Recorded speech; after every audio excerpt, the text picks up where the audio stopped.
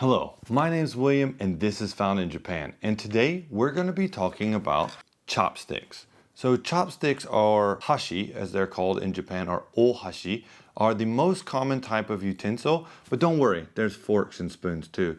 But almost everywhere you go in Japan, you will find these at restaurants, convenience stores, and grocery stores, or if you go eat at someone's home. So like I said before, the name of chopsticks in Japanese is hashi, this kanji here.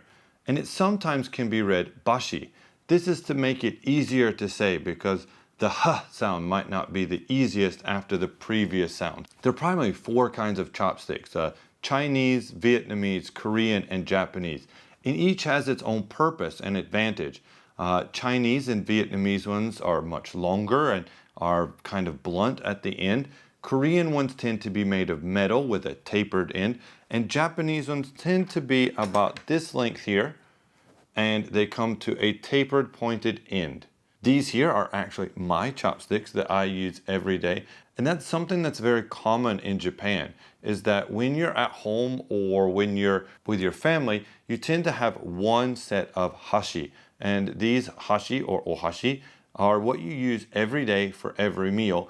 They're washed and placed in a drying rack, and then the next time you take them out and you use them again. Of course, when you go to a restaurant or someplace like that, they're a uniform color and everybody can use them. Hashi come in all forms and all sizes. The reason why they come in different shapes and sizes is for their different purposes. So Japanese hashi tend to come to a point here on the end, and that is so that you can grab, you can cut, you can pick up, because Japanese food has like fish bones or something that you might need to remove, and also some dishes might need to be cut.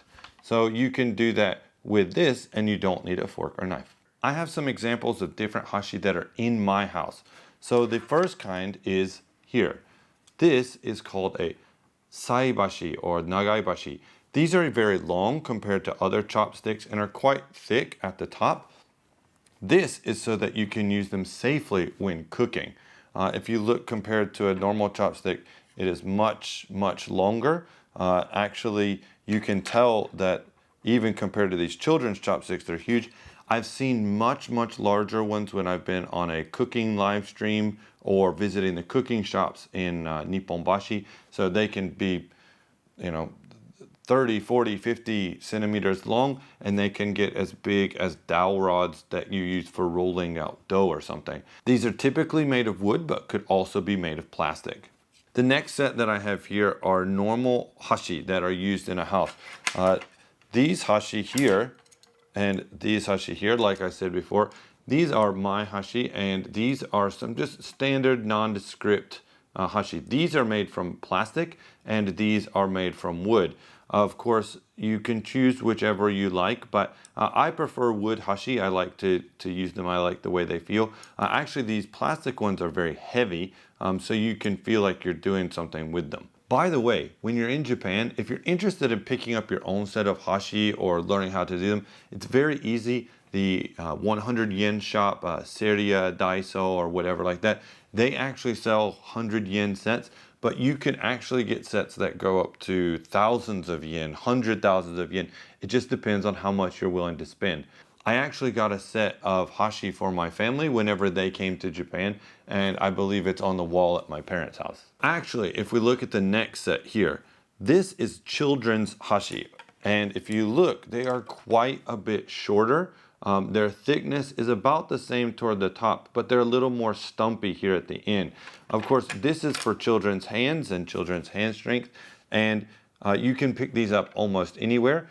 It's actually very hard for me to use these because the mechanics with my hand, when I was working at an elementary school, they served with this size. Directly beside that, these are called Edison bashi, and these are, as you can see the label, these are trainer hashi.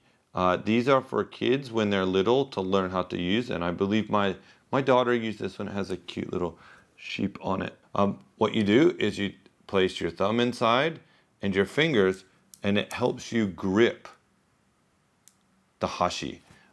These come in any color. They're really good for people who have small fingers. They have larger size ones for people who are learning. I'll have some links down below to Amazon if you're interested in looking at what those might look like. Next to the Edison Bashi, we have these, which are disposable or Waribashi. Wari means to break or to tear apart. And these are what you will get from a bento shop, the kombini, if you go to a grocery store. Even some restaurants might serve these because it's cheaper to buy the disposable chopsticks than to pay someone to wash the other ones. So you'll see these a lot in Japan.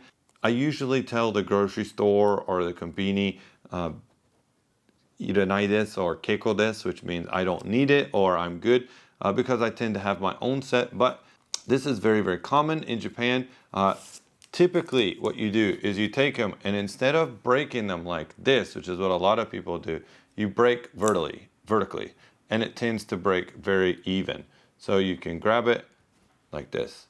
There's actually an interesting saying that depending on how they break, you compare it to you and your lover or who you're interested in, that whichever side breaks the most is the person who cares more. And if you break evenly, you both love each other evenly. I don't know if that's true or not, but it's something I've heard. Now the last thing down here on the end, well, that's a box. That's not ohashi. Well, actually, this is hashi or chopsticks. This is Mai-Bashi or my chopsticks. And these are chopsticks that we actually carry around with us to be used when we're out and about so that we don't increase waste. This is very, very common with people who carry their bentos to work every day. I actually keep a set different than this in my desk at work. You know, it's better for the environment. You don't throw stuff away. We're not wasting bamboo or wood. When you're in Japan, you might see people carrying around these little boxes in the top of their bento box, and it's because they have their Mai-Bashi. Interestingly, they have some of these that actually screw together and unscrew together like a tool, and they can get really small to fit into a smaller bento box. If you yourself want to learn how to use chopsticks better or what's the proper etiquette for chopsticks, I've got videos for those coming out soon, and I hope you can join me there. If you've enjoyed this video and you'd like to find out more about what can be found in Japan, we'll see you in another video here. Mata ne. Bye bye.